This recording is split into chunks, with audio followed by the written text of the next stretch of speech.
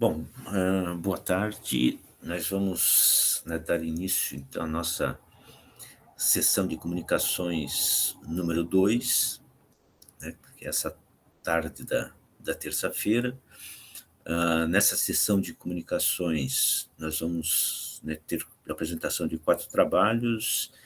O primeiro desses trabalhos é um texto meu, intitulado Como Pedem o Serviço Real e ainda o Decoro de Vossa Majestade, Representação e Vocabulário Político, Portugal, século XVIII. E temos daí, no momento, na sala, o Pedro Ernesto Luiz Fosque Sanches, com a comunicação Luzes entre Livros, Ilustração e Cultura Escrita em Minas Gerais, 1750-1822, e o Edson Júnior dos Santos, com a comunicação A Circulação dos Saberes Matemáticos no Século XIX, o forro do teto da Igreja de São Francisco de Assis, em Ouro Preto, 1801-1812. Então, eu não tenho apresentação, de PowerPoint, vou só falar, tá?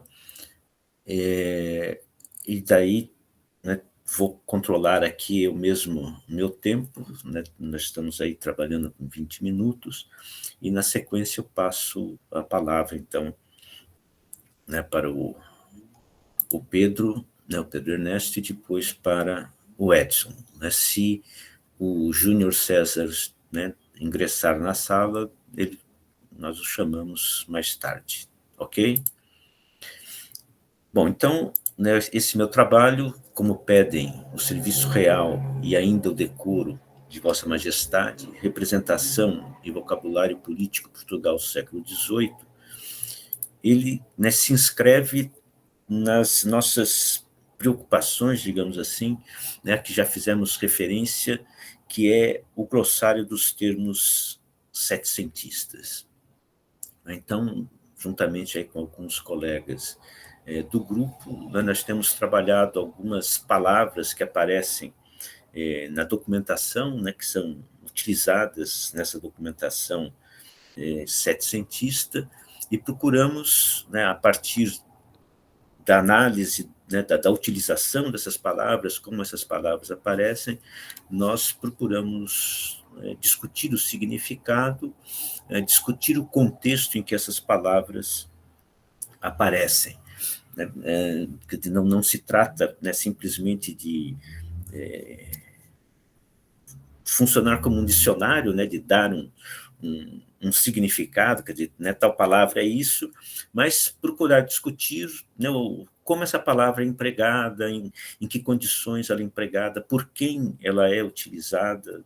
Então, é um pouco entender, esse mecanismo, aí que envolve a utilização de certos termos.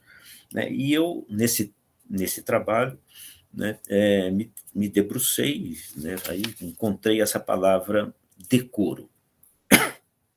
Essa palavra ela surgiu num primeiro momento num trabalho, em sala de aula com alguns alunos, em que nós estávamos justamente discutindo o episódio da expulsão, dos jesuítas de Portugal, basicamente a partir de dois documentos, a própria lei de expulsão dos jesuítas, que eu vou mencionar, expor mais algumas coisas adiante, e uma carta, que o rei Dom José envia ao cardeal patriarca de Lisboa, explicando, ao cardeal que havia sido nomeado pelo Papa como o reformador da ordem dos jesuítas, explicando então para esse cardeal as razões, os motivos pelos quais ele havia decidido então expulsar os jesuítas. Eu procuro, justamente entender um pouco, esse processo, de expulsão dos jesuítas, digamos assim, como é que isso ocorre, até porque a partir do momento em que eu tomei contato, né, com essa discussão e né, trabalhando com os meus alunos, eu fui procurar, né, outros documentos e assim, encontrei aqui na estante de casa, né, um livro que trazia um conjunto de cartas trocadas entre o Sebastião José de Carvalho e Melo, né, que vai ser depois o Marquês de Pombal e, segundo muitos, né, o principal artífice da expulsão dos jesuítas, mas eram cartas, né, justamente trocadas entre o Sebastião José de Carvalho e Melo e, basicamente, dois padres que estavam, né, na corte portuguesa. Um deles era o confessor da rainha Dona Mariana, que era o padre José Richter, né, e um outro padre, né, conselheiro do rei Dom João V, né, a quem, né, o padre Carbone, a quem o Sebastião José recorria. Quer dizer, tanto cartas de ofício quanto cartas pessoais eram trocadas, então, entre, né, essa figura pública, né, que vai se transformar aí no Marquês de Pombal, e esses jesuítas. Assim, então, é interessante né, olhar para isso também, porque é um momento em que essas relações entre o futuro Marquês de Pombal, né, e os padres jesuítas são relações muito amistosas, né? Assim, nada prenunciava aí né, o grande confronto que ocorreria alguns anos depois, né? Nós estamos falando ali de 1745, 47, né? Então, 12 anos depois, a coisa toda, né, estaria aí numa situação muito ruim para os jesuítas. E né, nessas cartas, o que acontecia era, de um lado, o Sebastião José, né, preocupado com a imagem pública do seu soberano, né, frente à corte de Viena, né, que era onde ele estava, prestando, né, seus serviços como um negociador, como um enviado especial, e esses padres. Né? Então, tanto o Sebastião José, né, ele empregava essa palavra decoro para expressar, né, a sua preocupação, então, com o decoro da majestade, com o decoro do nosso soberano, como também os padres utilizavam a mesma palavra.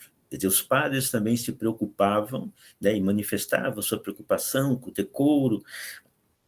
Então, quer dizer, o que eu, né, acabei percebendo é que, assim, a palavra não era uma idiosincrasia de um ou de outro a utilização dessa palavra, mas era uma palavra de uso corrente, né, principalmente nesse campo, né, vamos chamar assim, da diplomacia, né, desse campo da representação.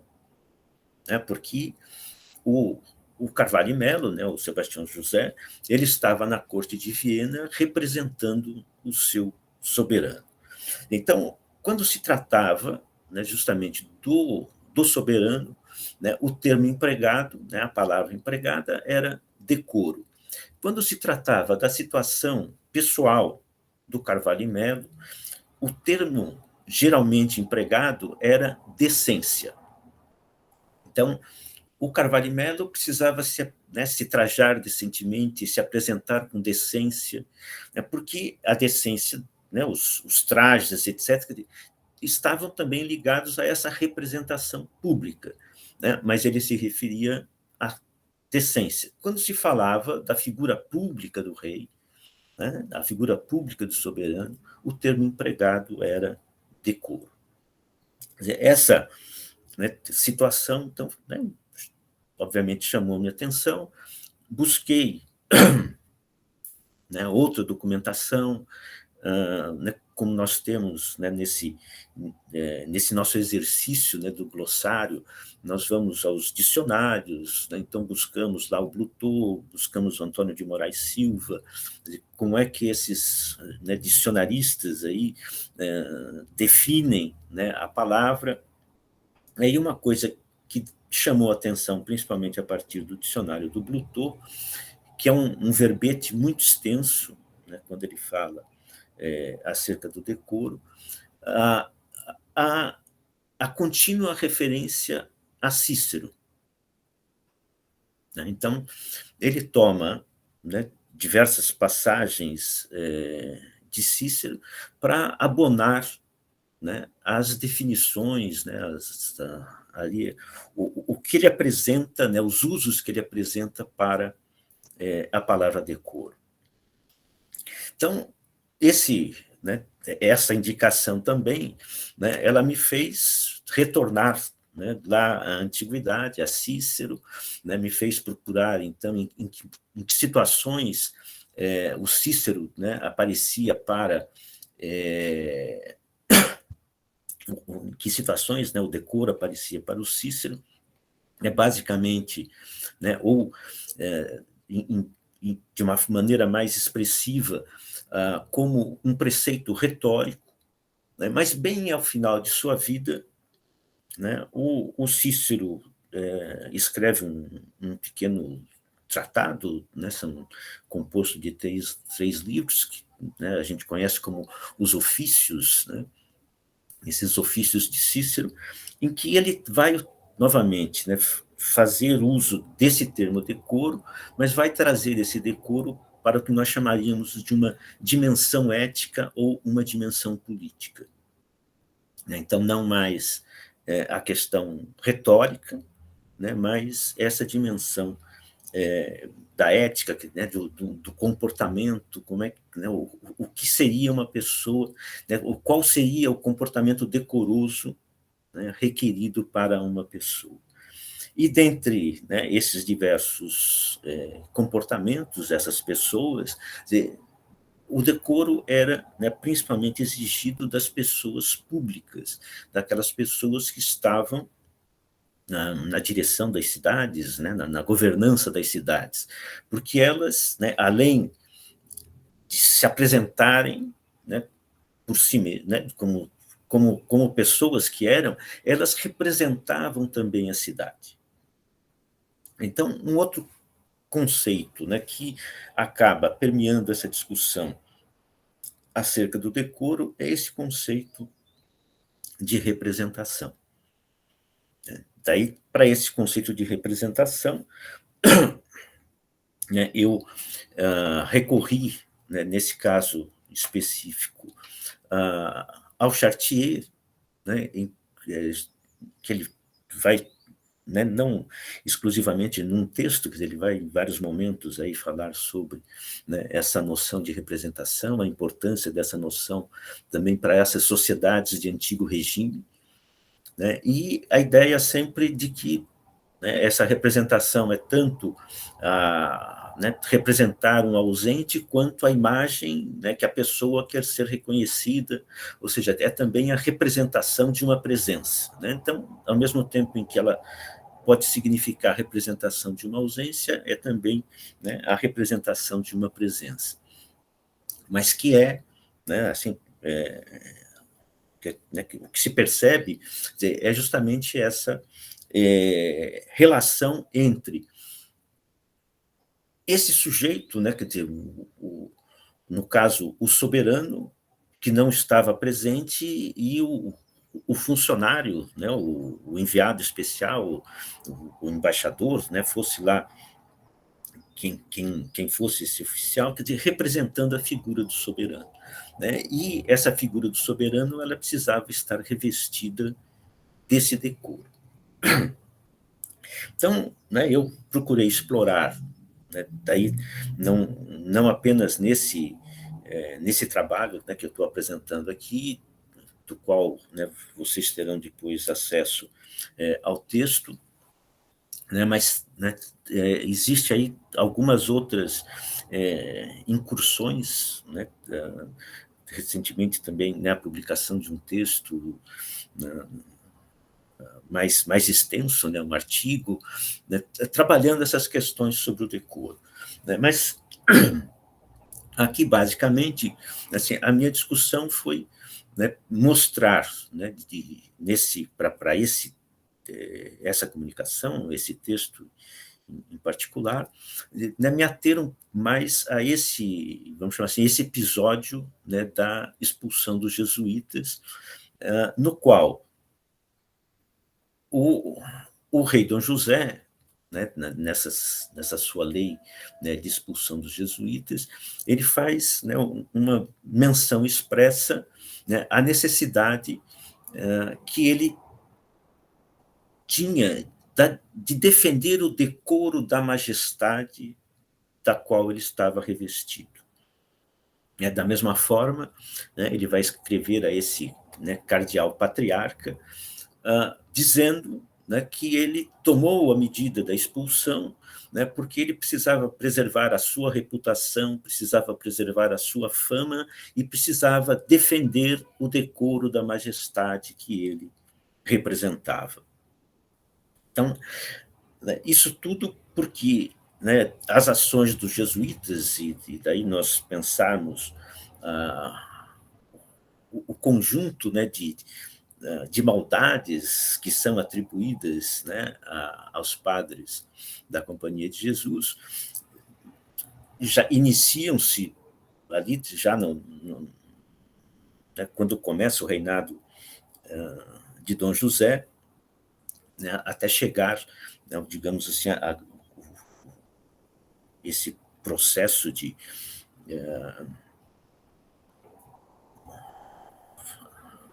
assim, né, de maledicência aí, né, de perseguição aos jesuítas.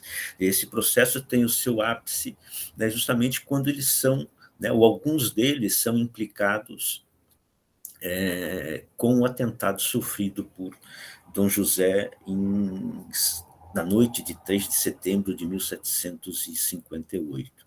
Né? Um dos implicados, né, nesse atentado é justamente, né, um personagem que foi apresentado, né, numa comunicação de ontem pelo Tiago, né, que foi o padre Gabriel Malagrida, né, que vai acabar, né, ali 2 anos depois, 3 anos depois, né, sendo morto, né, garroteado, e depois tendo seu corpo queimado. Então, né, esse processo, né, por exemplo, o Mendonça Furtado, né, de quem também nós ouvimos, né, falar ontem, né, quer dizer, o Mendonça Furtado, que é o governador-geral do estado do Grão-Pará e Maranhão, quer dizer, ele também, né, faz várias acusações contra os jesuítas no seu tratamento com a população indígena, né, da forma como ele se utilizava dessa população. Quer dizer, a acusação dos jesuítas, né, interferirem naquilo que ficou conhecido como a Guerra Guaranítica, quando da delimitação, né, da demarcação do Tratado de Madrid na região sul. Né? Então, é publicado um texto, né, em 1757 pelo Basílio da Gama, né, que é a relação abreviada da República que os religiosos jesuítas das províncias de Portugal e Espanha estabeleceram nos domínios ultramarinos das duas monarquias e da guerra que neles tem movido e sustentado contra os exércitos espanhóis e portugueses. Então, esse tipo de publicações, esse tipo de acusações, né, contra os jesuítas acaba, né, né, são essas ações que são vistas, né, pelo rei como danosas à sua fama, à sua reputação, né, e que atentavam contra o decoro da majestade. Então, assim, a construção do meu texto vai nessa direção, né, e, assim, só para concluir aqui, né, já estou em cima do tempo também, né, que, assim, eu usei, né, para essa investigação, então, basicamente, né, uma documentação impressa de caráter oficial, mas também aí os dicionários, né, sendo possível observar que autoridades civis e eclesiásticas produziram discursos com a finalidade de avivar determinadas representações acerca da ordem social que deveria presidir as relações entre os diferentes agentes da sociedade lusa setecentista. A mesma documentação também traz diversas expressões que apontam para a necessidade da preservação do decoro da figura pública do rei, fonte de sua autoridade e soberania.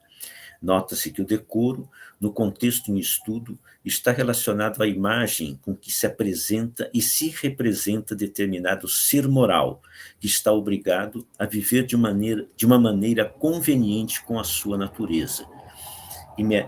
O decoro da majestade, além de ser um atributo que conferia ao seu possuidor as honras que lhe eram inerentes e que deviam ser observadas por todos os demais, era o elemento de que dependia a boa fama e a reputação de um reino. Então, é pensar que esse decoro, né, esse significado de decoro, é esse viver de uma maneira conveniente com a sua natureza. Né? Então, preservar o decoro da majestade era tomar as medidas necessárias para que, né, o estado, né, dessa majestade fosse preservado. Tá? Né? Era o que eu tinha preparado aqui para apresentar para vocês. Ok? Bom, nós, né, deixamos daí, né, as questões, aí, os comentários para o final. Vamos passar, né, para o Pedro Ernesto Luiz Fosque Sanches, e daí eu vou aqui, né, só dizer assim, não sei se foi uma incompetência minha, mas eu procurei, né, informações, digamos, biográficas, né, tanto do Pedro Ernesto como também do Edson Júnior, e confesso que não as encontrei lá na nossa grande base de dados, né, que são os currículos Lattes. Então, eu gostaria que, inicialmente, né, o Pedro Ernesto e depois o Edson, né, se apresentassem para, né, fazer, então, aí a sua comunicação. Então, Pedro, por favor.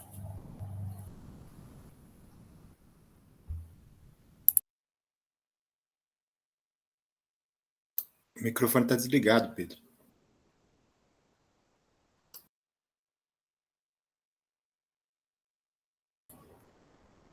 Pedro, está ouvindo? Pronto, consegui ligar. Bom, voltando ao começo, vou me apresentar. Meu nome é Pedro Ernesto, sou aluno do curso de graduação em História pela UFOP, e essa apresentação hoje ela é resultado do projeto de iniciação científica orientado pelo professor Álvaro. O projeto tem esse mesmo título da apresentação: Luzes entre livros, ilustração e cultura escrita no termo da cidade de Mariana. Bom, coloquei esse slide porque o Vilauta é a principal referência que eu tenho nesse trabalho para citar.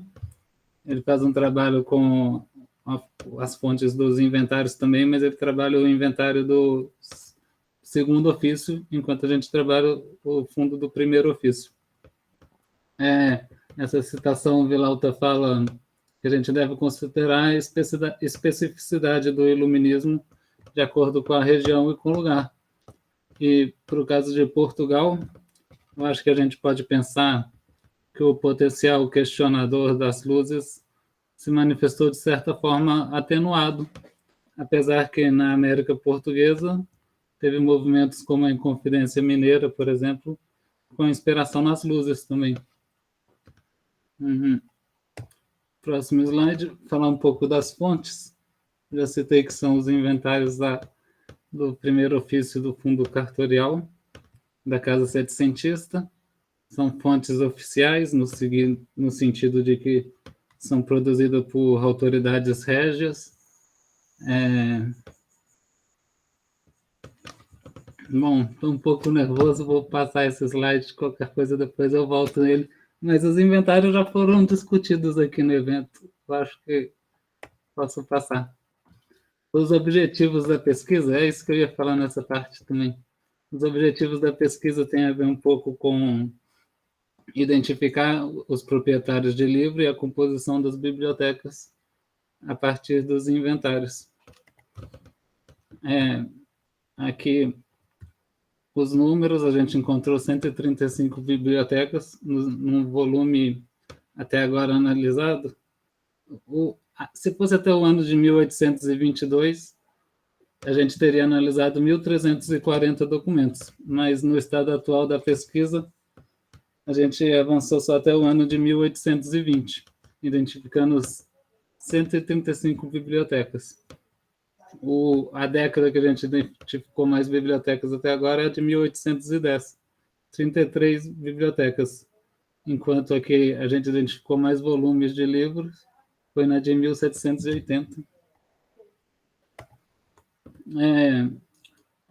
Na análise da composição da biblioteca, a gente tenta dar destaque para obras que foram alvos da censura e para obras de caráter ilustrado. Aí não avançamos tanto na identificação da composição das bibliotecas, mas já conseguimos identificar algumas obras com a ajuda da referência bibliográfica, principalmente da tese do Villalta e da tese do Lucas Quadros. Eu coloquei as referências no final, vai aparecer para vocês. Essas duas obras, Erário Mineral, ela foi escrita por um médico, uma obra da medicina, foi censurada por acusações que vinculavam o autor aos jesuítas. E a segunda obra, uma obra de língua latina e língua portuguesa, de autor jesuíta, também foi censurada. Só que nos dois casos, elas não foram alvo de uma censura absoluta. No caso dessa prosódia, o Villalta destaca que ela era censurada para fins educacionais. Nesse slide, algumas obras ilustradas que conseguimos identificar. Tratado da Conservação da Saúde dos Povos, que é a principal obra desse autor, foi estudada na tese do Lucas Quadros, me ajudou para identificar ela. História da América, um livro aborda mais precisamente a conquista do México e do Peru. E lógica e metafísica, não conheço muito bem esse livro ainda, preciso conhecer. Avançando para o outro objetivo, que é o de traçar o perfil sociocultural dos proprietários de livro, do termo da cidade de Mariana, separamos 5 categorias de análise: gênero, ofício ou ocupação, escravaria, bens de raiz e Monte-Mor. A gente traça o perfil a partir da análise dessas categorias. Aí no gráfico, a divisão por gênero dos proprietários de livro: 19 mulheres, 13 homens e 3 inventários de casal. Esses números. Divisão por ofício e ocupação. Então, 70 inventários não foi possível identificar o ofício ou a ocupação. 30 ocupavam cargos militares, sendo 6 tenentes, 2 sargentos, 5 alferes e 3 guardas. Para ofícios religiosos, encontramos 19 padres e 3 cônegos. Na biblioteca de um dos cônegos e de padres, a gente encontra obras ilustradas. Bom, não separei os nomes, acho que é Padre Francisco de Paula Meireles, que eu lembro de cabeça. Os ofícios da saúde, identificamos 2 boticários, sendo que um boticário ele era também capitão, e um cirurgião. 11 doutores e licenciados, sendo que um doutor ele também era padre. um ajudante, que é um pouco difícil de definir essa ocupação, mas aparece descrita. E foram esses os ofícios, divisão por ofício. A análise da escravaria, eu acho interessante essa análise da escravaria e do próximo item, bens de raiz, que costumam ser os itens com a maior avaliação no inventário. Então, dos 135 inventários com livros arrolados, 105 apresentam também escravizados entre os bens relacionados, e 7 não apresentam. 23 inventários nós precisamos fazer ainda a revisão para poder afirmar com mais precisão se possui ou não escravos. Eu achei interessante colocar esse dado, que 40 inventários possuem 6 escravizados ou menos, porque eu acho que reflete uma especificidade da escravidão em Minas, que possuía muitos senhores, às vezes com pouco número de escravizados cada senhor possuía. Não sei se eu falei muito bem essa parte. A maior escravaria ficou com 97 escravizados, enquanto a menor conta só com 1 escravizado. A análise do Montemor, eu optei por fazer essa divisão entre os menores, que seriam classificados em menos de 1 conto de réis, intermediários entre 1 conto e 10 contos, e maiores. Então, o intermediário está com maior número, foi um total de 49 inventários classificados com Montemor como intermediário, ao tempo que 12 foram classificados como maior, 12 como maior e 19 como menores. E 55 não apresentam este dado. Não é possível identificar. Aqui, só para a gente ver como é que varia o Montemor, varia muito também entre os proprietários de livro. O maior, mais de 32 contos, e o menor, pouco mais de 260 mil réis. As considerações finais, eu acho que esse estudo ele ajuda a compreender um pouco a dinâmica de difusão das luzes na América Portuguesa. Também é interessante observar que, se por um lado algumas obras eram alvos da censura do aparato censório lusitano, elas continuavam circulando e se encontravam em Mariana. Interessante observar. As referências bibliográficas, já citei algumas, a que eu não citei foi esse livro do Eduardo Frieiro e o Dicionário Histórico das Minas Gerais. E os agradecimentos, agradecer a todos que ouviram, agradecer a oportunidade de apresentar aqui nesse evento, ao professor Álvaro, que é o orientador, agradecer a Júlia Ferreira, que é a outra bolsista, que participa desse projeto também. Obrigado, gente.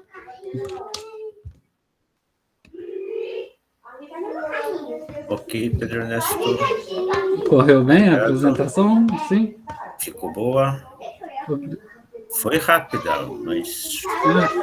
Foi rápida, né? Desculpa, não planejei direito. Não é o caso de se desculpar, só foi... Mas ficou boa a apresentação, né? Os slides... Quanto tempo que eu falei? Só para mim. 10 minutos. Tudo bem, porque no e-mail que eu recebi falava 8 a 15, então 10 tá bem. Tá bom. Alguém está com o microfone aberto, né? Acho que é o seu, Pedro. Estamos ouvindo o seu filhinho aí, o filhinho, né? Bom, então... Bom, Pedro, obrigado. Nós vamos... Tá a apresentação também. Depois nós vamos voltar, né, aí aos comentários, as discussões. A tela ainda está no compartilhamento. Isso, nós vamos, né, passar para o Edson, daí ótimo. Então, agora, né, nós vamos ver a apresentação do Edson Júnior dos Santos, né, a circulação dos saberes matemáticos no século XIX, o forro do teto da Igreja de São Francisco de Assis, em Ouro Preto, 1801-1812. O Edson Júnior ele vai fazer uma apresentação também, vai usar um outro programa. Também isso, eu não vou compartilhar a tela. Boa tarde a todos. É só necessário mudar a configuração do layout para vocês colocarem em destaque a minha tela, porque algumas telas podem ficar pequenas para algumas pessoas. E daí, Edson, só lembrando daí fazer uma pequena apresentação antes de iniciar, tá? Obrigado. Ok. Boa tarde a todos. Eu sou Edson Júnior, eu sou graduado em Matemática e com mestrado em Educação Matemática. Atualmente eu faço doutorado na UFMG, na FAI, sob orientação da professora Thais Nívia, qual se encontra presente, e quero agradecer aí a oportunidade do aceite da comunicação, eu fiquei muito feliz, e o trabalho a comunicação que eu apresento hoje, ela trata-se, na verdade, de um recorte da minha dissertação de mestrado, e que, com as leituras que estão se aprofundando no doutorado, agora eu consigo fazer algumas conexões com algumas coisas que eu li no passado e começam a fazer sentido para mim. Então, eu vou apresentar um pouco... A minha apresentação se divide em dois momentos, especificamente. O primeiro é analisar alguns indícios da circulação do conhecimento científico, especialmente da matemática, no século XIX. E, em um segundo momento, é a análise matemática do teto da Igreja de São Francisco, no qual eu discuti na minha dissertação de mestrado. Então, a primeira parte da minha apresentação, eu vou me ater a fazer uma leitura, e, posteriormente, na análise, eu vou dinamizar mais, trazendo alguns exemplos concretos aí das análises que foram feitas aí no mestrado. Então, a circulação do conhecimento, dos saberes matemáticos no século XIX, o forro do teto da Igreja de São Francisco de Assis, em Ouro Preto, a capitania de Minas Gerais vivenciou uma intensa produção de pinturas artísticas que, inseridas nas dinâmicas culturais do século XIX, desenvolveu processos artísticos típicos da localidade. As mesclas culturais entre portugueses e colonos criaram um paradigma quanto à diversidade de uma técnica de pintura desenvolvida na Europa, conhecida como a perspectiva. A perspectiva é um método de pintar imagens tridimensionais que nos dão a sensação de participar da cena, ou seja, em 3 dimensões. Um saber que foi apropriado na América Portuguesa e desencadeou um modo de fazer pinturas diferente se comparado à perspectiva da Europa. A execução das pinturas na capitania de Minas Gerais foi modificada em decorrência dos oficiais mecânicos portugueses que se viram obrigados a se adaptarem a um novo clima e a uma nova realidade para a execução de suas pinturas. A presença também de africanos e portugueses promoveu trocas culturais que otimizaram o método das pinturas e a formação de indivíduos que se tornaram pintores na capitania de Minas. Tais análises são observadas sob olhares dos historiadores da arte e agora da educação como uma circulação do conhecimento científico e o emprego de métodos capazes de facilitar a execução dos trabalhos que seguiam no todo ou em parte as práticas artísticas da época. As trocas culturais na capitania de Minas, identificadas principalmente entre sujeitos, tratados, ferramentas que facilitavam o fazer artístico, estão representadas nas pinturas. A utilização direta da matemática, ou conhecimento empírico desse saber, são entendidos nessa comunicação como práticas educativas inerentes ao cotidiano dos pintores. Então, a comunicação que pretende analisar nesses dois momentos, né, a circulação do conhecimento científico e da matemática, presentes nos livros de arte, no ambiente artístico colonial, é um tema que mobiliza tanto historiadores da arte como da história. Alguns desses estudos sobre a arte mineira indicam a importância de livros e tratados europeus empregados por esses artistas na execução das obras sacras. Trago para vocês a exemplificação de 3 tratados que foram identificados em um dos pintores no qual eu estudo, esse especificamente não, Francisco Xavier Carneiro, que são 2 tratados que eu vou discutir, e do Manuel da Costa Taide, que é objeto de análise aí na tese, na discussão que está sendo elaborada. Então, um desses livros que foram publicados em Amsterdã em 1707, do Gerhard Laheyse, ele é uma publicação que ela chega na capitania de Minas por meio da casa literária do Arco do Cego, tipografia do período colonial, que publicou na sua curta existência, de 1799 a 1801, 80 livros com aspectos técnicos e científicos com o objetivo de disseminar produtos gráficos na colônia. Essa identificação desses livros está presente em um dos artigos e na tese da Santiago, Camila Santiago, e me chamou muita atenção que eu não tive acesso a essa documentação na época do mestrado. Não era objetivo também da minha análise, mas que agora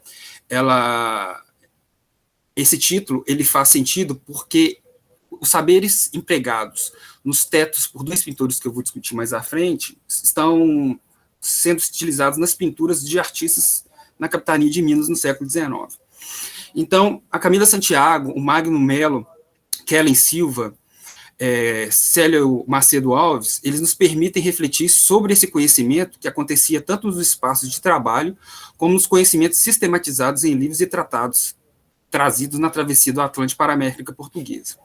Um desses tratados que estão discutidos aí é esse tratado do Gerhard, publicado por essa casa, a Casa do Arco do Cego que eu mencionei, e chama a atenção nesse título, intitulado, com a tradução para o português, Princípios da Arte da Gravura, e a publicação de Dupin, que é um outro tratado científico, que é a ciência das sombras relativas ao desenho, e traduzido pelo Frei Mariano da Conceição Veloso, em 1799.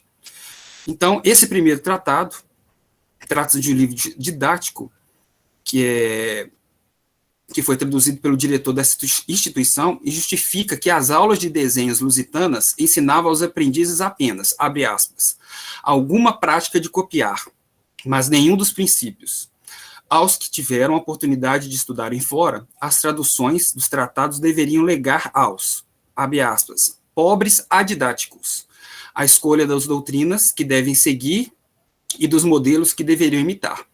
Ou seja, era um tratado muito prático, em que esses artistas que não tinham a prática da leitura poderiam aprender, aperfeiçoar o seu talento, utilizando apenas as imagens que se encontravam no final do tratado. Nesse tratado, algumas imagens aí que eu apresento, que iniciavam com um grau de dificuldade simples, que era a execução de linhas, de planos, e à medida que o leitor ia desenvolver na prática, ele chegaria a desenvolver a execução dessas figuras aí humanas, no todo ou na parte de figuras humanas, né? Então, nesse tratado, ele é composto de 14 lições que dedicavam a apresentar ao leitor ensinamentos práticos quanto ao aprendizado na execução dos desenhos. O volume apresentava reflexões sobre a importância do desenho, ao qual poderia ser compreendido com figuras dispostas nas páginas finais do exemplar. O tratado apresentava inicialmente lições básicas de mecanismo para traçar linhas e complexificava os ensinamentos até o desenho do corpo humano. Então, esse tratado de Laheyse, ele se diferencia de outras publicações mais sofisticadas e europeias, como o Tratado de Abraham Bosse, de 1801, no qual se dedicou a explicar especificamente para um público que dominava a linguagem matemática da época. Então, esse tratado, ele chega à colônia de uma forma de ensinamentos mais práticos aos pintores, ao contrário do que se disseminava na Europa, nesse tratado de Abraham Bosse que eu apresento para vocês, que era mais técnico. Já no tratado do Dupin, era um tratado que recebeu o seguinte título: A Ciência das Sombras Relativas ao Desenho, com trechos de lições de caráter técnico, e que não seria compreendido por leitores sem conhecimento prévio da geometria, como na passagem. Vou avançar um pouco aqui na figura, para vocês terem uma noção.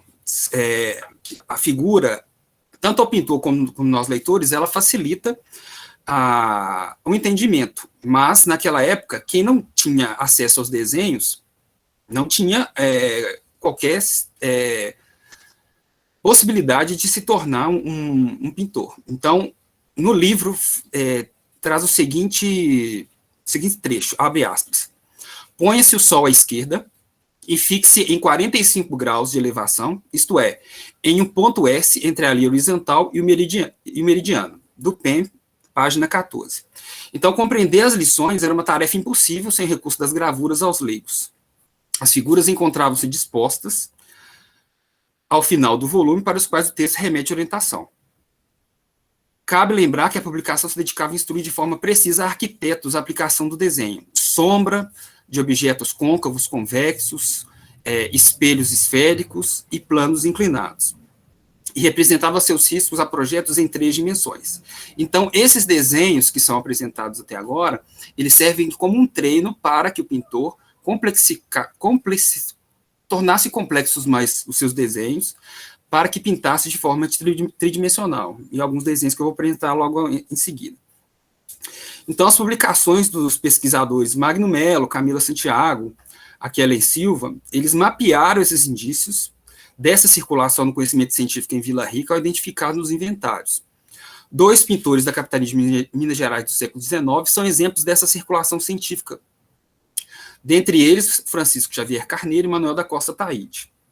Foram artistas que possuíam livros de arte e pinturas nos seus inventários e dividiram a ornamentação em algumas igrejas mineiras, como afirma Camila Santiago. Então, esses pintores, além de dividirem trabalhos em conjunto, eles mantinham, segundo a documentação, uma relação de amizade, e nos seus inventários constataram-se esses livros de pintura, os quais eu apresentei para vocês brevemente. Então, na documentação levantada do Francisco Xavier, constam 7 livros, dentre eles constava a identificação da tipografia do Arco do Cego, intitulado Arte da Pintura.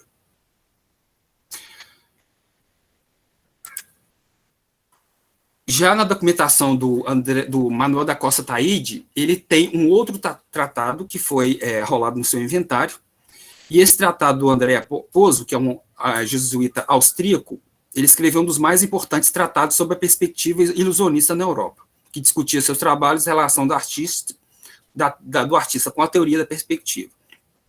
Então, a presença confirmada dessa literatura nos inventários são exemplos da presença de um conhecimento de trânsito nas Gerais e a exaltação do rigor do desenho como base da pintura.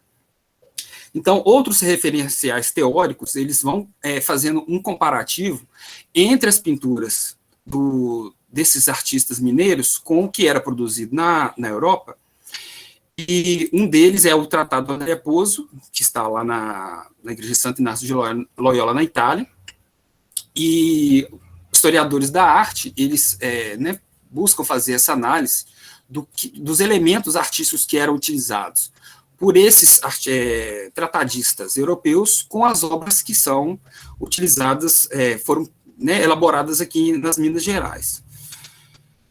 Então, seguindo, embora Francisco Xavier e Manuel da Costa Taide apresentem indícios desses conhecimentos advindos dos livros, o emprego dessa técnica foi adquirido também de outras formas, que precisam de análises mais pormenorizadas, possivelmente pela verbalização de saberes e trocas de informações com toda a equipe de trabalho dos pintores, ou da visualização de conhecimentos contidos nesses livros e gravuras, que também pode ser um fator importante a ser considerado quando se trata da circulação do conhecimento científico. Então, analisar as influências dos artistas demonstram mais que um estilo, mas o que empregaram em suas pinturas, ou seja, o conhecimento matemático expresso pelo método da perspectiva passa também pelo conhecimento empírico. A circulação dos pintores entre vilas, por exemplo, foi responsável pela troca de saberes, e movidos pela necessidade, adaptaram o método da perspectiva, advindo da Europa, uma vez que muitos deles não dominavam a compreensão dos tratados de pintura. O autodidatismo, presente também nas trocas de saberes e nas melhores práticas, possivelmente acontecia pelo ver e praticar nos ateliês. As trocas culturais na capitania de Minas, identificadas principalmente entre sujeitos e nos tratados, facilitavam o fazer artístico, então representados nas pinturas. Nesse sentido, os pintores apropriaram deste método a cada um à sua maneira e promoveram as pinturas no todo ou em parte das técnicas utilizadas pelos pintores portugueses. Então, eu passo a segunda parte da minha apresentação, que é trazer um pouco desses exemplos que estão presentes na obra da Ataíde, no qual eu me dediquei no mestrado a fazer uma breve análise. É uma análise mais técnica, mas que vou apresentar aqui para vocês através desses exemplos. Esse é o forro da igreja de São Francisco, né? Trago aí as dimensões dele, é um teto bem expressivo quanto às suas dimensões, 15 metros por 7,70, e uma altura de 12 metros de altura. Então, é um teto considerável. Nesse teto, por exemplo, trazendo alguns detalhes aí, esses elementos arquitetônicos, que são essas colunas laterais, elas também são presentes na obra do Andrea Pozzo, lá da Itália. Então, Ataíde, ele tinha o tratado do Andrea Pozzo, né, não podemos afirmar se ele utilizou no todo o tratado, mas estudos da história da arte demonstram que ele utilizou parcialmente, né, os conhecimentos empregados ali na obra do Teto de São Francisco. Então, avançando um pouco mais na apresentação, nessa pintura do Ataíde, nós vemos aí, eu mencionei 4 pontos, esses 4 pontos na igreja são 4 pontos de observação quando nos deparamos ao adentrar na igreja. Esse teto de São Francisco de Assis, ele pode ser observado nesses 4 pontos, trata-se então de uma ilusão de ótica. Ou seja, esse teto, ele é um teto côncavo, que ele tem uma certa curvatura, e exige do pintor um conhecimento sofisticado desses tratados e do seu talento, justamente para execução.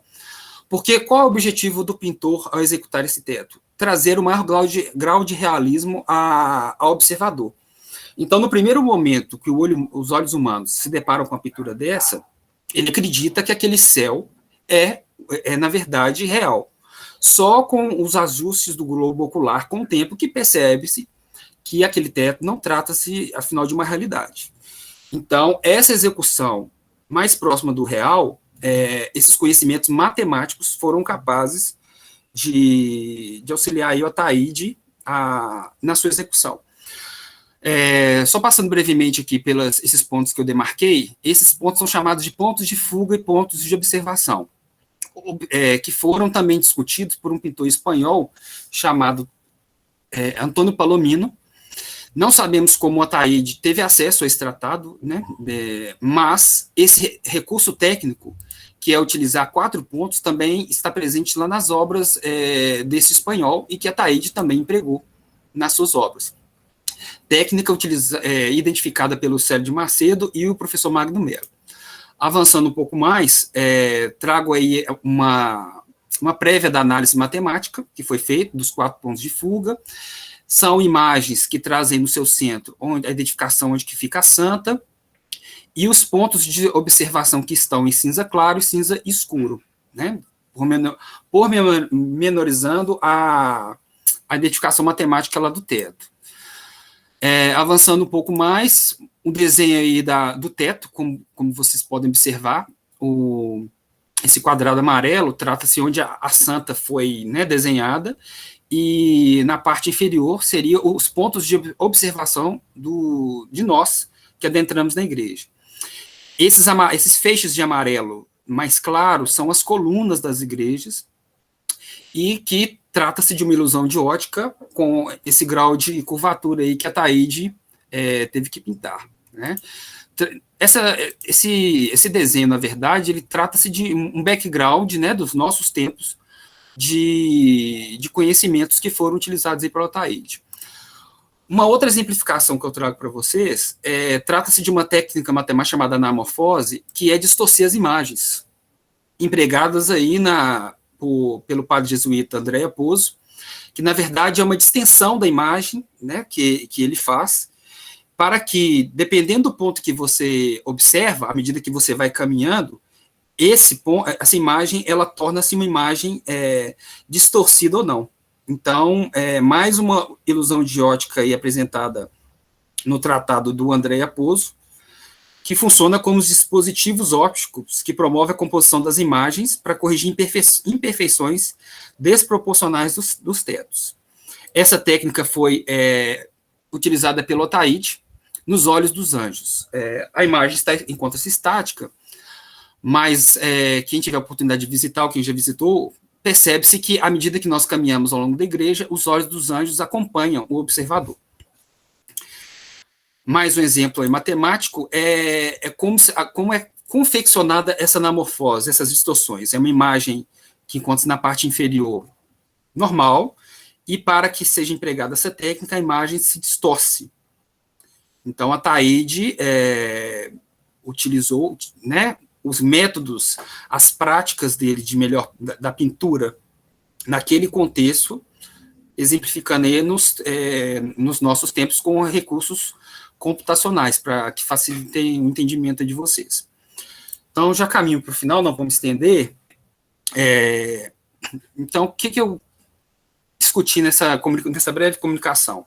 Que esses tratados que circulavam na Capitania de Minas, eles foram discutidos, foram, né, verbalizados, ou lidos, ou visualizados no todo, ou em partes, por esses pintores, nas trocas que existiam nos ateliês de pinturas, né, nos contatos que eles tiveram com os pintores portugueses, ou entre eles, nas viagens e nos deslocamentos que eles faziam para a confecção dessas pinturas, a possibilidade de conhecer novas técnicas, né, nesses contextos aí que eu mencionei.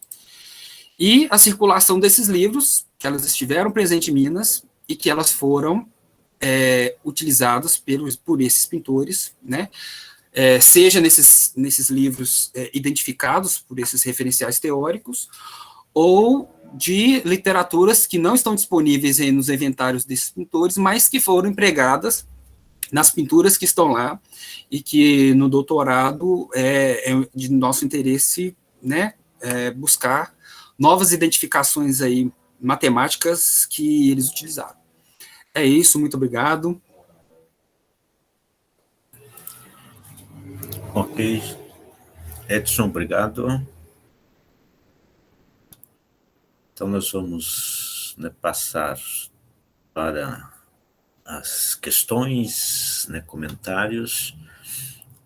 O Maurício Monteiro levantou a mão. Mais alguém? A Thaís. Maurício, Thaís, mais alguém? Para fecharmos aqui o nosso... e o Álvaro. Então, vamos passar a palavra ao Maurício, depois a Thaís e o Álvaro. Oi, gente, tudo bem? Eu fui chamado muito que rapidamente para esses debates aqui, que eu estou achando ótimo, pelo Álvaro. E eu queria falar um pouco mais com o Edson e com o Pedro. O Pedro é o seguinte, Pedro, o que você sentiu aí desse nervosismo, todo mundo passa por isso. Mas você é corajoso, meteu as caras, olha, eu estou trabalhando, é isso aqui, estou nesse ponto, eu vou chegar lá. Eu lembro que uma vez aqui na USP, eu estava num congresso, o congresso era, na verdade, no Rio, na UFRJ, e o Arnaldo Contier era meu orientador no mestrado. Ele chegou... sentou do meu lado, alguém fez uma pergunta, eu não sabia responder, ele entrou rapidamente e soltou a pérola. Não, mas o Maurício fala no sentido antropofágico. Eu olhei para ele, é verdade, é o sentido antropofágico. A gente vai aprendendo, cara, foi ótimo. Do Edson, particularmente, eu acho esse trabalho seu belíssimo. Eu copiei todas as partituras dos tetos de todas as pinturas do Ataíde. E quando você mostrou, por exemplo, uma perspectiva do ponto de vista matemático, que você traçou quase um losango, mostrando onde os olhos veem primeiro, tem uma partitura. Nessa partitura está escrito Domine, Domine, Domus, ou seja, reforça a ideia do céu. a casa de Deus, não é? Antes de entrar no teto, tem aquele teto do nártex, o teto que fica ali debaixo do coro. Quando eu bati o olho, comecei a perceber, eu vi as partituras, era o que me interessava, não era matemática, mas a matemática agora desperta mais um pouquinho, que esse trabalho é interessantíssimo, porque eu pensei, ele copiou isso de algum lugar. Certamente. Primeiro, por causa da temática na entrada do nártex. Ali tem algumas palavras que eu fui buscar a origem delas no pensamento grego e no greco-romano sobre o que deveria ser a Arcádia, porque está escrito não memento mori, não Arcádia, et in Arcádia ego, et in Arcádia cora, mas está escrito memento mori, com uma pintura que remete a Nicolas Poussin e Pierre de Champagne. Então eu pensei, olha, ele copiou isso, mas como é que... Aí eu me indaguei, problema que eu criei e não resolvi, que eu queria saber das partituras. É música, aquilo é música, não foi uma invenção. Os textos que ele coloca somente uma partitura é um texto curto, um texto breve, que fala da casa de Deus, que reforça essa ideia do céu. No teto do nártex, nas partituras que eu copiei, estava tudo em tercina. Tercina são grupos de 3 notas dadas num tempo só. 1, 2, 3, 1, 2, 3, 1, 2, 3. Eu fiquei intrigado, mas por que isso aqui? Porque ali, antes da entrada na nave, o nártex não é ainda a casa de Deus. A casa de Deus só está ali no teto, né, da nave. E eu descobri que essa dança é uma dança que remete a uma dança macabra, marbara, no hebraico. E ela está diretamente relacionada ao pensamento da Arcádia, mas a Arcádia grega, não a Arcádia greco-latina. Então é Políbio, porque do lado tem um bandolim. As exposições também me intrigaram. Aí é uma questão mais matemática, é uma questão mais exata do que uma questão puramente sonora. O bandolim está encostado numa caveira. Do lado da caveira tem um espelho, um castiçal com uma vela, uma chama, a vela está acesa, e um galho seco, que reforça a ideia de que você abandone aqui tudo que você fez na Terra, porque agora você entra no reino dos céus. Ali eu vi aquela série de instrumentos.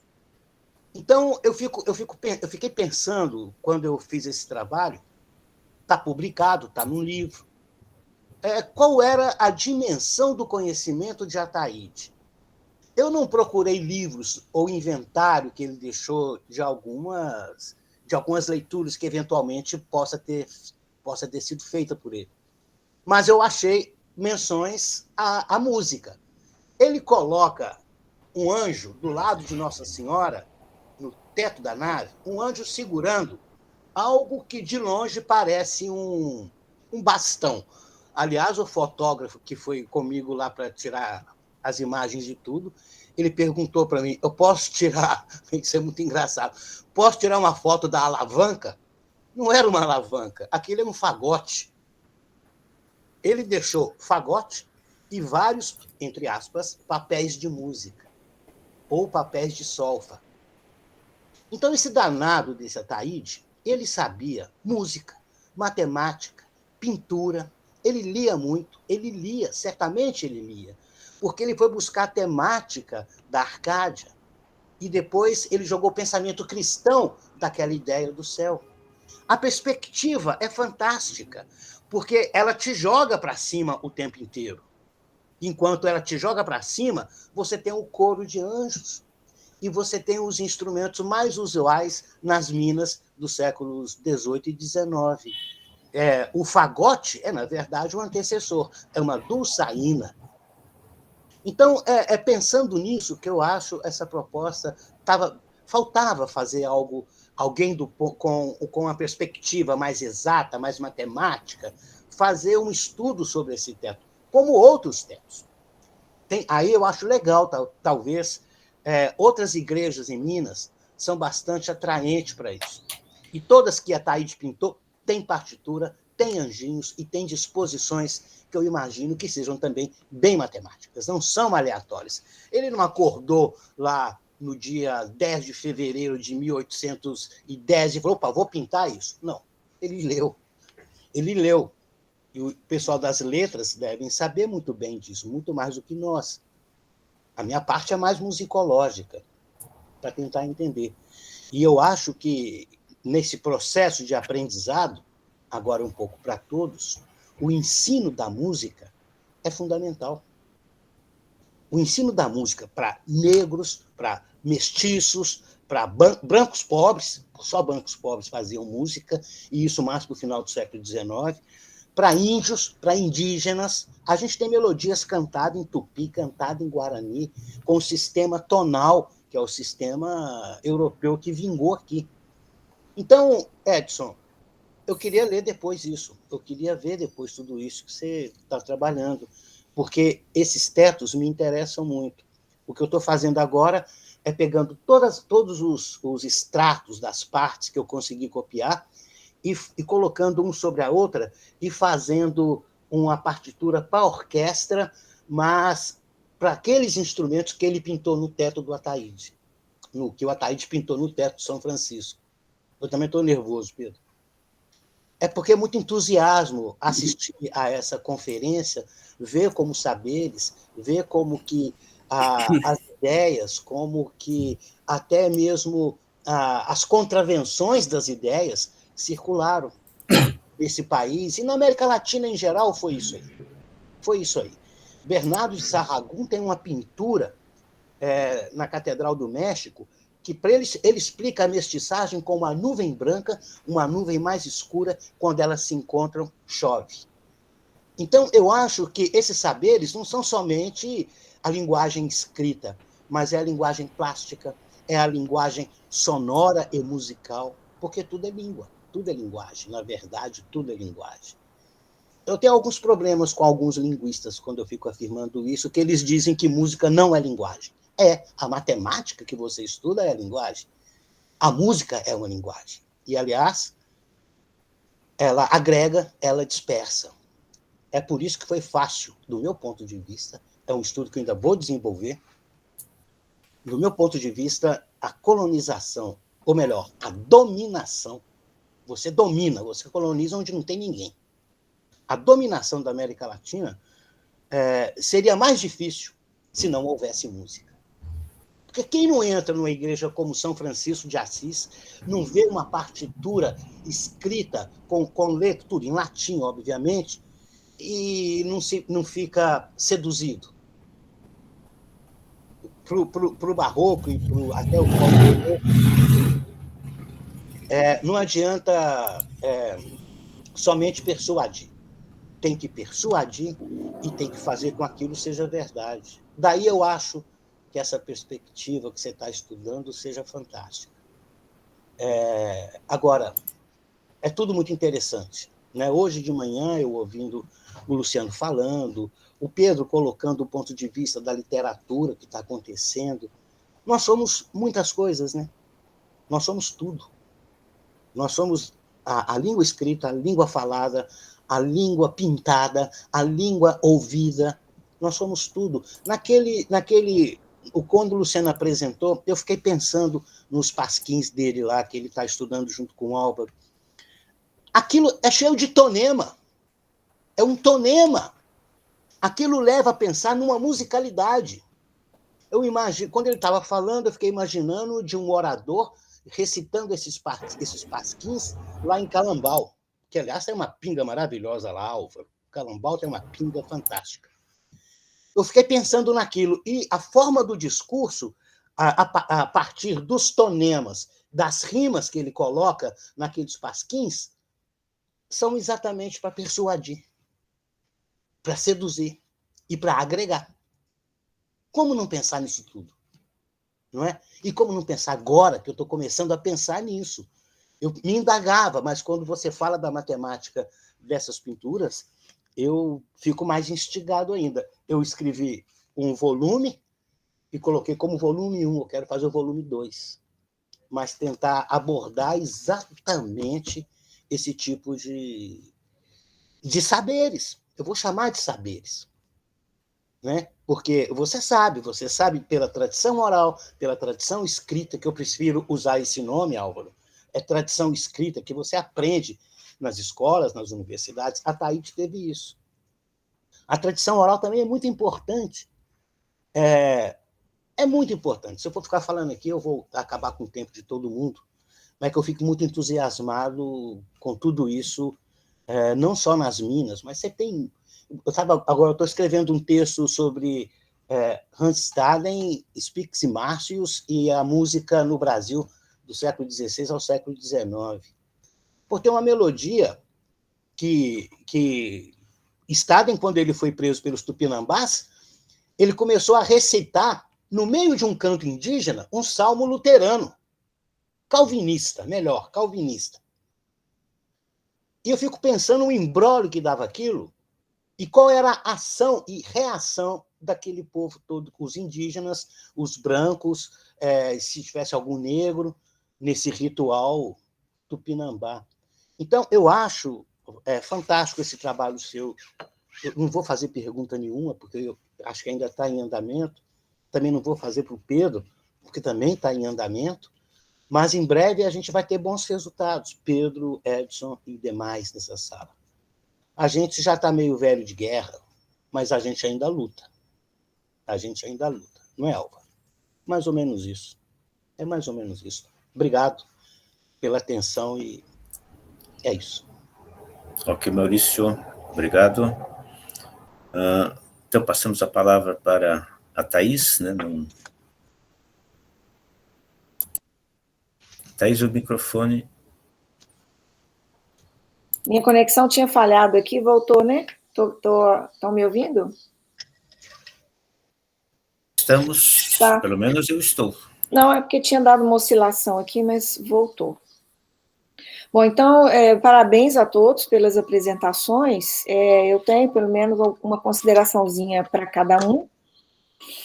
César, eu fiquei curiosa, né, com a possibilidade, quando você discute a representação e essa ideia de representar a figura do soberano e demonstrar esse decoro, representar também esse decoro pela representação do soberano, para o indivíduo que se encarregava disso, né,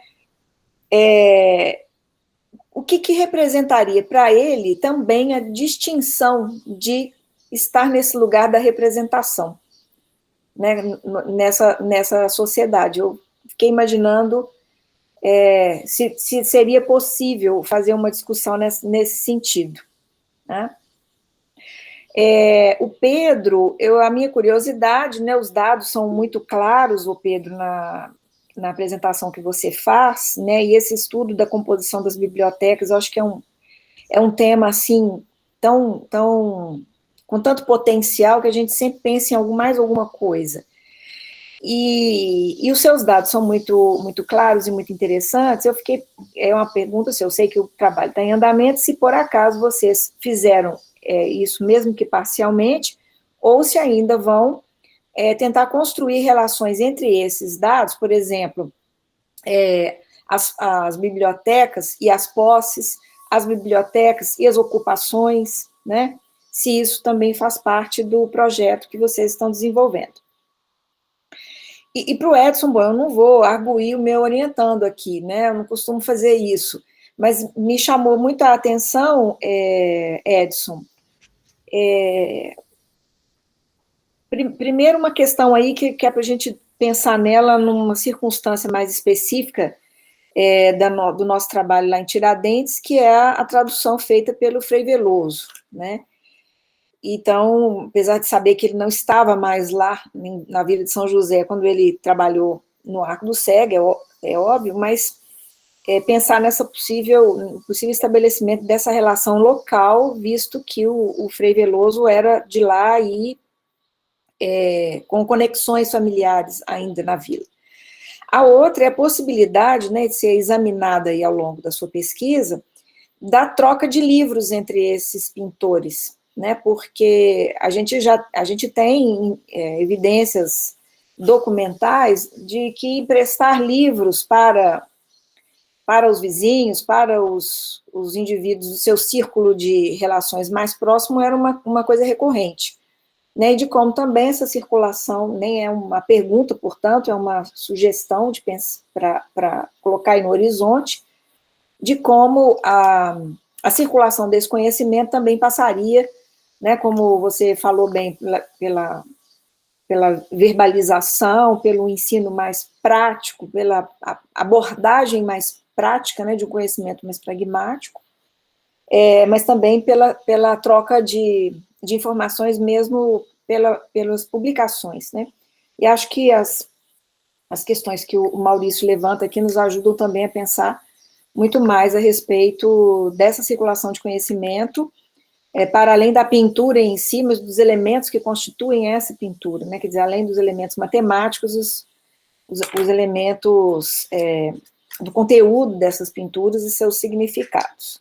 Então, na verdade, não é uma pergunta, é só uma lembrança para pensarmos mais adiante sobre essas questões.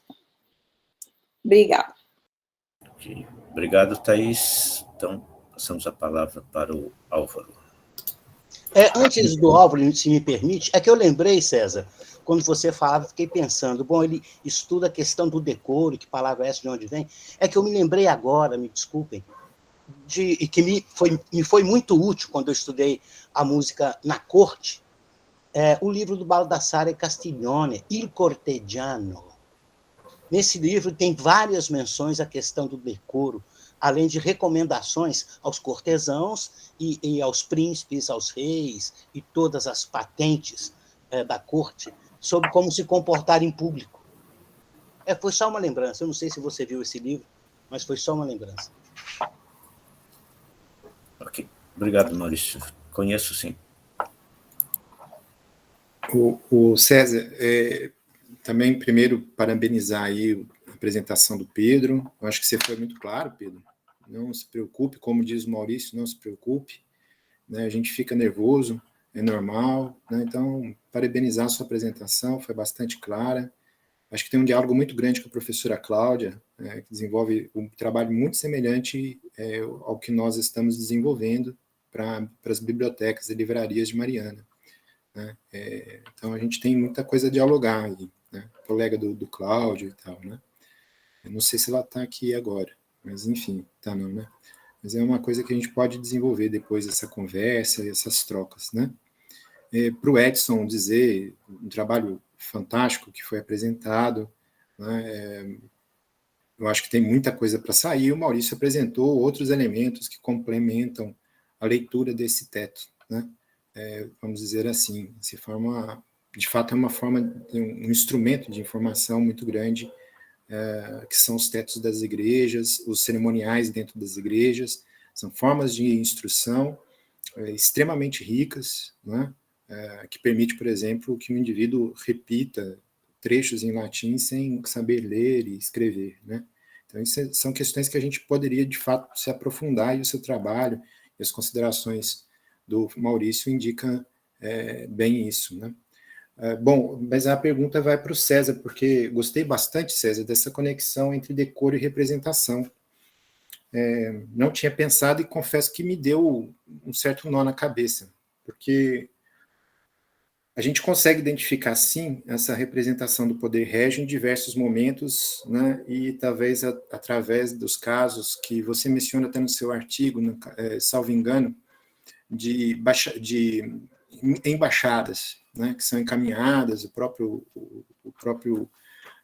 Marquês de Pombal, né, ele tem essa atribuição de levar o rei, representar o rei, né?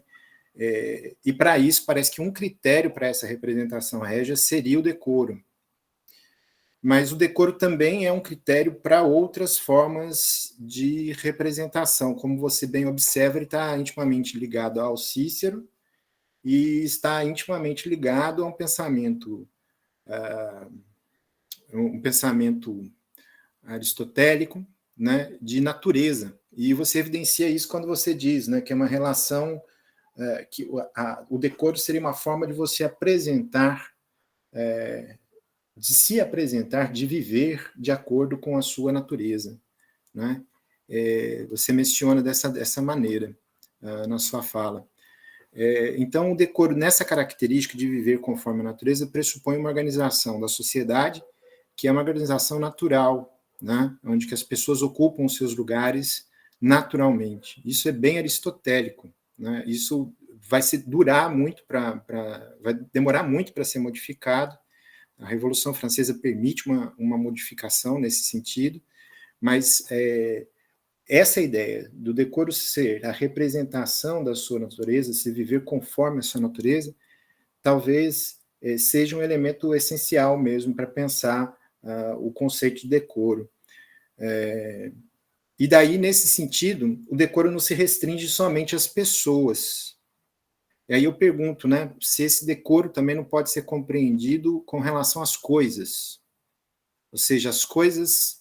Eu fico pensando, por exemplo, no trabalho do Rodrigo Bastos, que usa o termo decoro para compreender a estrutura urbana, né? Então, eu fico pensando como é que as coisas evidenciam o seu lugar na natureza, como é que uma cidade evidencia o seu lugar na natureza. Então, eu fico perguntando também se você encontrou esse tipo de associação, decoro e coisa, ao invés de decoro e pessoa, né? No seu trabalho, nas suas fontes. Então, essa é a pergunta que eu tinha para fazer. César, eu não tenho pergunta não, deixa eu falar antes de vocês responderem, daí não tem ninguém depois, né? Eu só queria pedir desculpa ao Pedro, porque fui eu que contribuí para o nervosismo dele. Quando a gente fez aquela regra, aquele conjunto de regras, a gente estava pensando aí em 7, 6 comunicações por sessão, né, com a experiência dos eventos presenciais, isso lá em 2019, achando que ia ser presencial aqui também. Por isso que estava lá aqueles 8 minutos, tá? Desculpa. Não era essa a ideia, não era te assustar, não, tá? Fica tranquilo, mas foi boa a apresentação. Parabéns às 3 apresentações, foram ótimas. Eu só queria marcar isso para você não ficar achando que você não estava perfeito. Você fez exatamente o que estava nas instruções. Eu é que errei com as instruções, tá? Ok, Cláudio. Bom, eu fui o primeiro a fazer a comunicação, e, assim, até onde vejo, as questões foram dirigidas mais a mim, quer dizer, o Edson recebeu alguns comentários. Eu não sei se o Edson gostaria de comentar os comentários que recebeu, assim como o Pedro. Tranquilo, se o senhor quiser comentar primeiro, posteriormente eu faço os comentários. Daí, então, veja, passo a palavra daí ao Pedro e a você, que são mais comentários, aos comentários que foram feitos, e depois eu respondo daí a Thaís e ao Álvaro. Tá? Então, vamos, né, podemos começar, ver se o Pedro quer fazer algum comentário, Pedro? Sim, a professora Thaís falou sobre relacionar os dados à composição das bibliotecas, os dados utilizados na construção do perfil sociocultural, referente aos dados de ofício, que eu faço uma identificação mais imediata entre o ofício ou a ocupação que a pessoa exercia e as obras da biblioteca, principalmente nos casos dos padres e dos advogados, a gente percebe. Mas isso que eu queria comentar da pergunta da professora. E só me chamou também a atenção, na hora que você mostrou os dados, que as maiores posses, se eu não li errado o PowerPoint, são 2 mulheres, é isso mesmo? É porque o patrimônio é avaliado em conjunto com o do marido, não é exclusivo dela. É o patrimônio do casal. Tá. Aí até uma questão, Obrigada. Eu fico pensando às vezes, os livros podem ser do marido e não da inventariada. Ou não. Não dá para saber com precisão. Não dá, infelizmente não. Obrigada. Falou, Pedro. Obrigado. Edson, por favor. Tem uma questão para o Pedro ainda, do professor Cláudio, se ele quiser indagar antes. Não é uma questão específica do Pedro, é uma questão para a gente pensar, Álvaro, Pedro e Cláudia, depois, para o futuro, né? Para a gente investigar se realmente você vai confessar o crime, vai botar a prova do crime no teu inventário. Eu tenho um livro que é proibido, ter esse livro é cadeia. Eu vou colocar no inventário? Eu acho que há a possibilidade de ser expurgado, como faziam nos testamentos da França, né? Não tem livro proibido nos testamentos, porque era confissão de crime. Só a gente pensando, isso não tem resposta imediata para isso, não. No caso das obras que eu citei na apresentação, não era uma censura absoluta em cima dela. Era parcial, era para alguns usos proibida, para outros liberados. Saber se tem um Teresa Filósofa em algum inventário para contrapor essa... Por hora ainda não identificamos. Ok. Edson. Bom, eu quero agradecer os comentários, né, de vocês. Professor Maurício, fiquei muito emocionado aí com a sua fala. Realmente, a Taíde é uma das minhas paixões que perduram até hoje. E no mestrado, realmente, eu naveguei em águas matemáticas e dessa simbologia, né, que traz a história desse sujeito. No doutorado agora, a gente trabalha não só com ele, mas com 2 pintores de Tiradentes, né, da Vila de São José e de São João del Rei. Então, teremos novidades aí para o futuro, com 2 outros pintores que têm essa carga aí de simbologia e como eles trabalharam aí com todo esse aparato, não só matemático, como simbólico também. Eu ainda não fiz análise dos tetos das demais igrejas, dessas outras vilas, mas acredito que tenha simbologia, né, não tenho certeza se musical, o senhor deve saber mais que eu, mas realmente a simbologia ali do teto de São Francisco é bem interessante. Os comentários da professora Thais, curiosamente, eu não tive contato com esse texto da Camila Santiago antes. Eu tive contato agora para essa comunicação e foi muito esclarecedor porque me fez voltar a algumas coisas da dissertação de mestrado que eu não tive contato, que era essa circulação dos livros. Então, é algo, sim, que teremos que colocar aí os nossos esforços dessas traduções do Frei Veloso, e principalmente por estarem lá na cidade de Tiradentes, né? Gostei realmente dessa possibilidade da comunicação, justamente para ventilar essas coisas, que não estavam aí nos meus horizontes. Troca de livros, entre os pintores, sim, torço para encontrar algum desacerto entre eles lá nesses processos, né, judiciais deles. Quem sabe aparece alguma coisa, né, professor?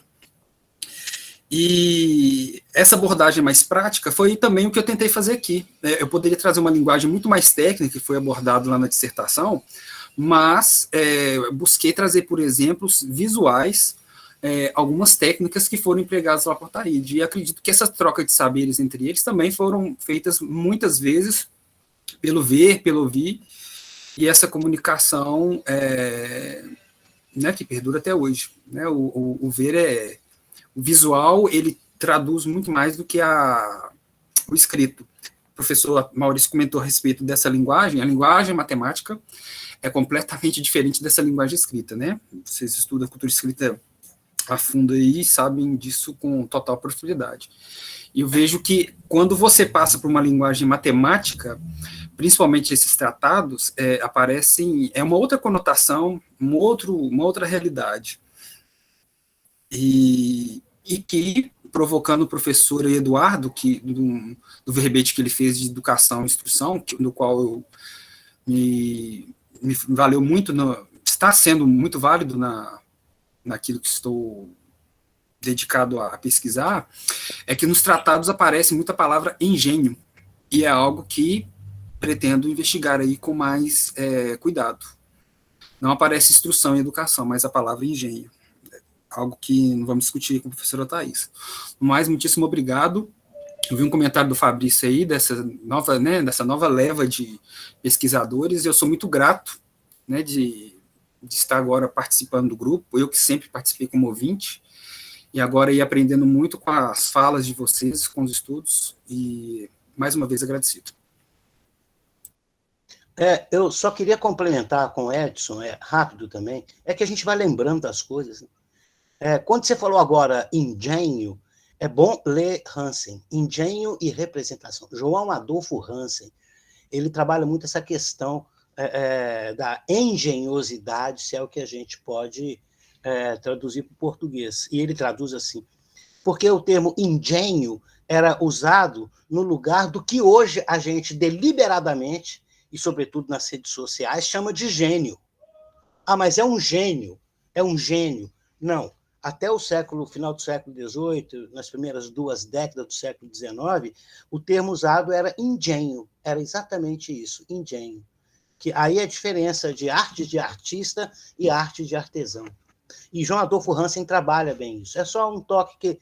São coisas que foram me ajudando a entender uma série de outras tantas coisas, como o Il Cortegiano. Aí eu fui lembrando e fui falando. Desculpe a intromissão. Ok, Edson, obrigado, Maurício. Bom, também agradecer, Maurício, a lembrança do cortesão, né, que de fato, né, tem essa referência como, né, um outro autor daí, né, um comentarista, né, que é o Norbert Elias também, né, tem um autor que se aproxima dessas discussões, embora, né, eu tenha aí algumas questões ainda para explorar. Assim, na questão da Thais, né, desse sujeito que representa, né, assim, talvez a imagem, né, que a gente tenha do próprio, no caso, né, o Sebastião José de Carvalho e Medo representando o rei, né, quer dizer, ele entendia, né, que o que ele estava fazendo era um ofício, quer dizer, ele estava lá cumprindo um papel, cumprindo uma função. E para ele fazer isso, ele precisava se apresentar decentemente, né, seja nos trajes, seja nas maneiras. A maneira de ele se apresentar, né, desde que fosse decente, ele estaria, né, representando, né, estaria dando uma impressão, né, do poder do rei, ou seja, ele estaria fazendo uma referência ao decoro que era devido à majestade do seu soberano. Né, assim, da documentação que eu consultei, não consigo ter uma impressão do que é que essas pessoas, né, que representavam o seu soberano, como é que eles se colocavam para além dessa situação, né, daí, assim, são palavras do próprio Sebastião José, né, dizendo que ele precisava se apresentar com a decência, então ele tinha dificuldades financeiras, né, pedia lá para o padre Carbone mandar dinheiro para que ele pudesse, porque a corte de Viena era uma corte muito rica, então ele precisava ter né, manter um aspecto também de poder, né, para representar bem o seu senhor. Né, e esse representar bem o seu senhor era manter, né, o decoro da sua majestade intacto, era manter o decoro daquela figura pública do rei. Né? Da mesma forma, assim, era aquela, né, pensar um pouco os dois corpos do rei, né? Quer dizer, era o rei, ele, mas era a soberania da qual ele estava investido. Quer dizer, o decoro faz parte dessa soberania. Ele tem que preservar o decoro para preservar a soberania. Então, e essa consciência, né, a gente percebe que ele tem, e é a argumentação que ele constrói, né, do porquê é que ele precisa defender o decoro da majestade. Não sei se... Né, do Álvaro, né, o viver conforme a sua natureza, na verdade, né, não são palavras minhas, né, são palavras do próprio Cícero, né, que ele diz assim, que né, a melhor maneira de se viver decorosamente é viver de acordo com a sua natureza, desde que ela não seja viciosa.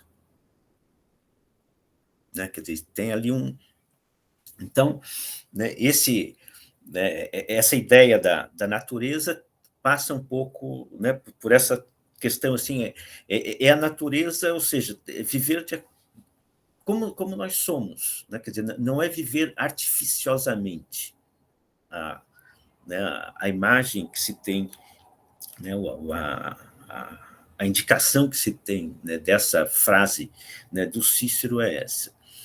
E, de fato, quer dizer, o decoro não é meramente um decoro no âmbito ético, no âmbito da política, né? Quer dizer, as coisas precisam ser decorosas.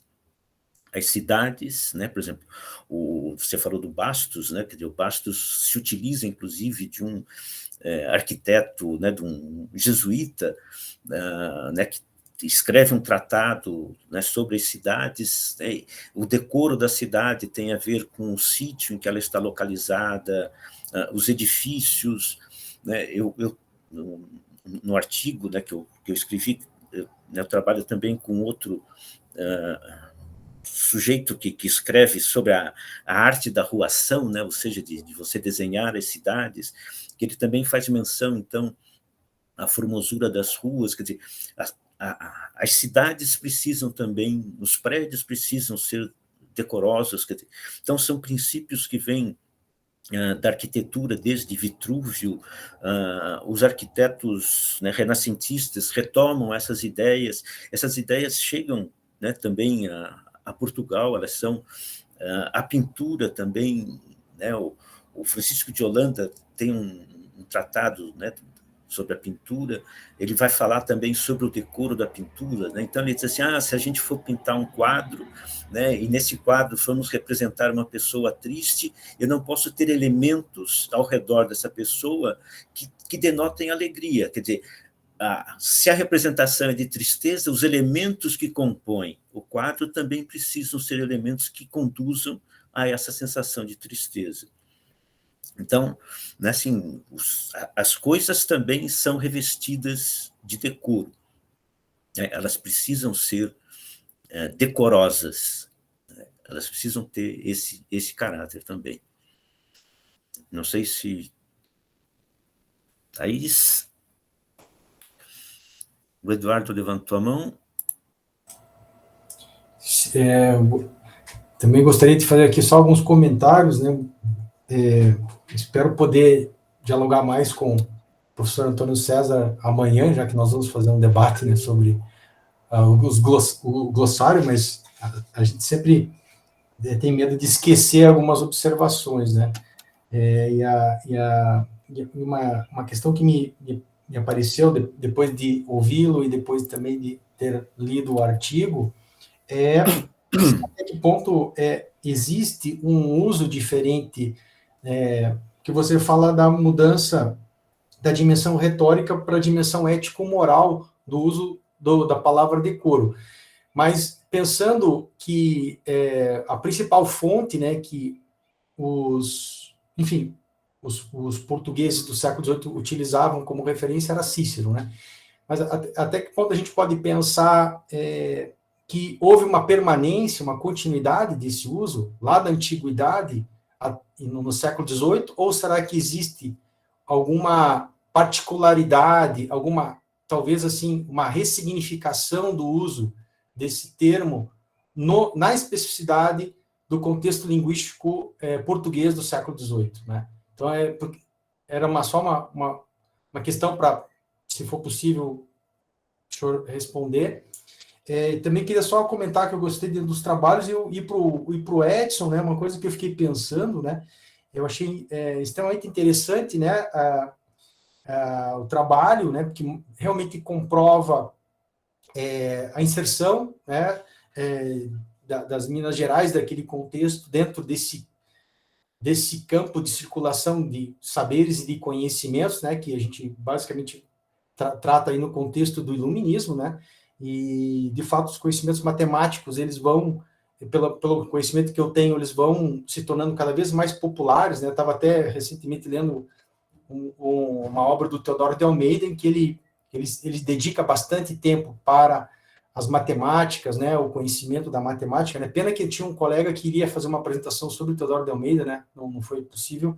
Mas, enfim, o que eu estava pensando aqui... primeiro que você usou o termo apropriações, né? E eu fiquei pensando o seguinte, até que ponto a gente poderia identificar o uso dessa técnica, mas com outros motivos, com outras intenções. E aí me faz pensar na dimensão até mesmo retórica, né, dessas imagens, né? Quer dizer, os valores que estão por trás, até que ponto, por exemplo, ao eu utilizar uma técnica, como você falou ali, uma técnica mais que dá uma distensão para a imagem, né? Quer dizer, o que eu estou querendo passar com isso, né? Quer dizer, se tem até, quem sabe, uma dimensão política por trás disso, né? Que daí seria, talvez, uma outra frente de trabalho que não sei se você está pensando nisso, né, Edson? Porque eu acho que, do ponto de vista técnico, o trabalho assim, tem uma excelência, né, óbvia no teu trabalho, né? Mas se você tem a pretensão também de trabalhar, quer dizer, e existem trabalhos que vão discutir exatamente as imagens, né, e os elementos discursivos das imagens, né? Eu acho que tem uma colega nossa que trabalhava com isso, acho que era a Márcia, né? Se eu não me engano, que ela tem um trabalho bem interessante sobre isso aí. Enfim, mas era isso que eu teria para comentar. Muito obrigado.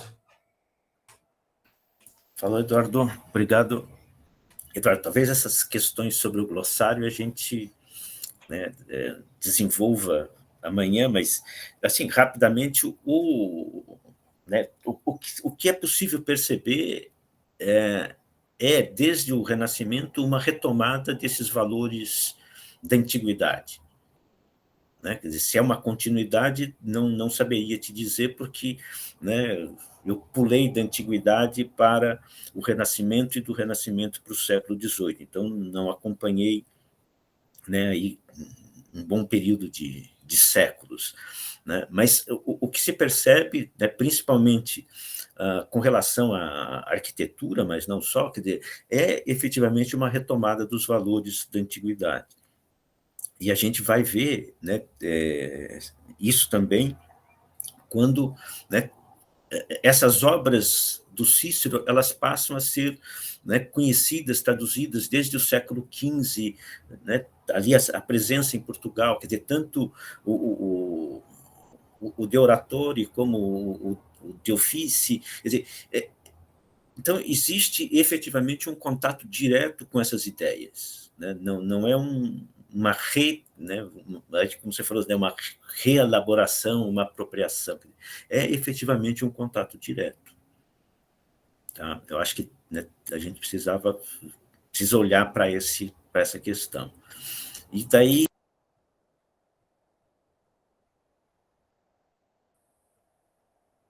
Você desligou seu microfone, César. O microfone, César. Desculpe, estou falando assim, passar a fala para o Júnior, né, para o Júnior, né, para o Edson, se ele quer comentar aí a observação do Eduardo. Sim, rapidamente. Professor, obrigado aí pelos comentários, professor Eduardo. Tínhamos a intenção, inicialmente, dando spoiler, né, de discutir a função pedagógica das imagens e esse poder de persuasão. Possivelmente, essa discussão entra como um bônus, como a professora Thais menciona na tese. Vamos confirmar aí se é possível destrinchar com mais detalhes, mas o foco principal será a circulação do conhecimento matemático, até porque, né, existe a questão dos prazos que precisam ser cumpridos. Ok, Edson, obrigado. Pedro, também obrigado. Acho que nós encerramos, né, essa sessão hoje aqui. Convido a todos, né, para as atividades de amanhã. Teremos pela manhã às 10 horas, né, a conferência com a Verona Segantini, da UFMG, Pesquisa e Construção de Narrativas Expositivas em Museus. E depois nós teremos 2 sessões, né, às 14 horas, comigo, o Eduardo e o Fernando Ripp, né, falando sobre esse glossário de termos setecentistas, né, que é aí um projeto coletivo do grupo de pesquisa. E depois, às 17 horas, a Ana Cristina Pereira Lage, a Kelly, Lisli Júlio e o Álvaro Antunes, né, falando sobre o mesmo tema. Existem aí algumas particularidades, né, entre essas duas sessões de apresentação, né, mas convidamos, então, a todos para as atividades de amanhã. Tá? Passo a palavra para o